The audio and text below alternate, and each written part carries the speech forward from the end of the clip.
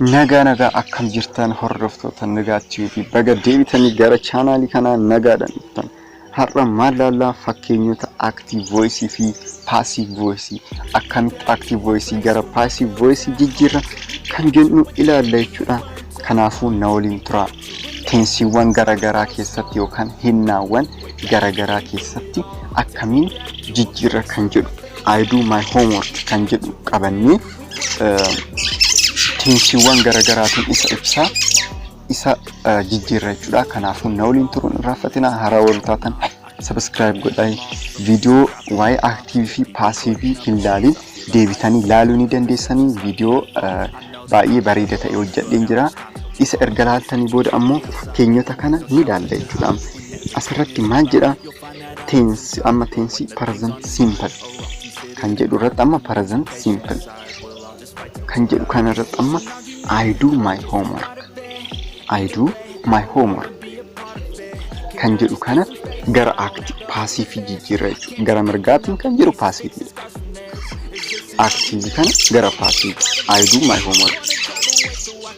Amma maalintu dursa jenna? Objective dursa jenna. Asirratti I kan jedhu subject, do verb. My homework kan jedhu kun immoo maalinni homeworkin objective jechuudha. Passive irra dhaqnu immoo objective dursa jennee miti. Objective dursa. Maaltu dursa jechuudha? Homework, my homework. Isa dursa. Kana jechuudha. Asirratti kana hubadhaa. Fakkeenya duraa kana irratti I kan jedhu subject. I do my homework. Anatu hojii manaa koo nan hojjedha kan jedhu. Amma gara passive yoo jiru my homework is done. Hojii manaa koo hojjetame ni hojjetama yookaan hojjetame. My homework is done. Hojii manaa kan jedhutu my homework kan jedhutu dursa jechuudha. Asirratti maaliif jenna? Video duraatti objective dursa passive irratti jenna. Objective dursa passive irratti jenna jechuudha. Kanaaf akka I do my homework kan jedhu maal ta'a passive dhaan? My homework is done. Do kan jedhu immoo gara done gara verb siriitti jijjiirama. Isallee dubbannee ture. Inni biraa present continuous kan jedhu irratti I am doing my homework. I am doing my homework. I am doing my homework. Asirratti ammallee waa'uma homework taasa. Kanaafuu objective homework. My homework is being done. My homework is being done. Present continuous yoo ta'e ammoo doing, going akkana yoo ta'e being kan jedhu itti daana jechuudha. Being kan jedhu itti daanii gara verb siriitti jijjiirra jechuudha. Amma do sana ammoo gara verb siriitti jijjiirra jechuudha. My homework is being done jenna jechuudha. Inni itti aanu ammoo past simple bira yoo dhaqnu innaa darbee bira yoo dhaqnu jechuudha. I did my homework. I did my homework. Hojii manaa amma hojjeteera jechuudha asirratti. Ammallee objectiin keenya maal jenna? Hojii manaa isaati. I did my homework. My homework was done. My homework was done. Waan darbee waan ta'eef jechuudha asirratti ammoo waan darbee waan ta'eef my homework was done jenna jechuudha. Walitti dhiyaata tensiiwwan yoo jijjiiraman akka jijjiiramu akka hubattaniif jechuudha. Asirratti kanan sinii fide past continuous yoo ta'e immoo I was doing my homework. I was doing my homework. My homework was being done. Doing inni form kana qabaate being kan jedhu itti daana jechuudha. Being kan jedhu kana itti daana jechuudha. My homework was being done.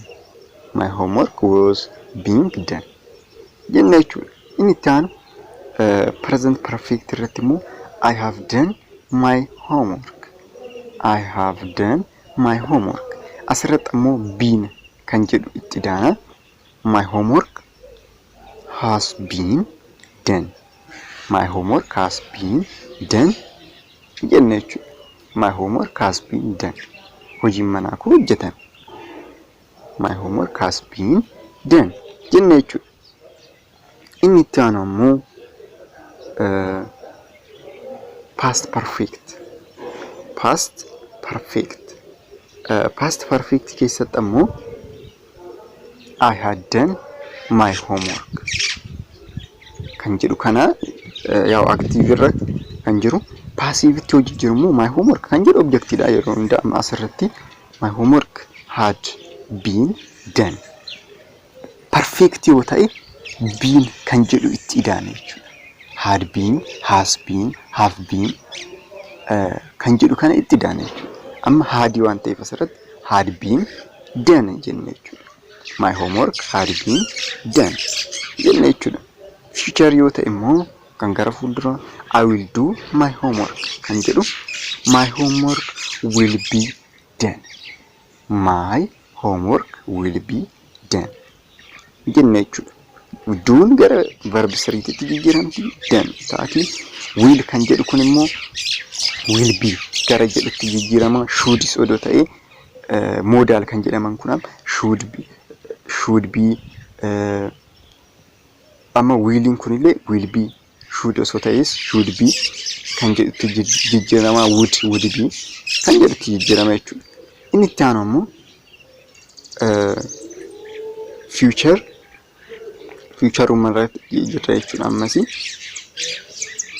I am going to do my homework. I am going to do my homework. My homework is going to be done. My homework is going to be done. My homework is going to be done jenne jechuudha. Asirratti ammoo modal bira godhani must asirratti must yoo ilaalle I must do my homework jimana ko jechuun qaba kan jedhu kana irratti my homework must be done. Be kan jedhu itti daana jechuudha. Asirratti immoo modali biratti my homework must be done jenne jechuudha. I should inni dhumarra jiru kun immoo modal perfect kan jedhamu I should have done my homework. I should have done my homework jedha. My homework should have been done jenne jechuudha. My homework should have been done jenne jechuudha. Akkanatti laaluu ni dandeessanii kanneen hunda jechuudha. Baay'ee ni ulfaatu jechuudha. Laalaay salphaadha. Akka irraa fayyadamtan abdiin qaba. Haarawaa yoo taatan ammoo akkuma baratanii subscribe gochuu keessan hin raanfatinaa. Akkami hubattanii jirtu isiniif galee jira. Koomentiidhaan naaf barreessamee yaada keessan nan barbaada waan ta'eef jechuudha.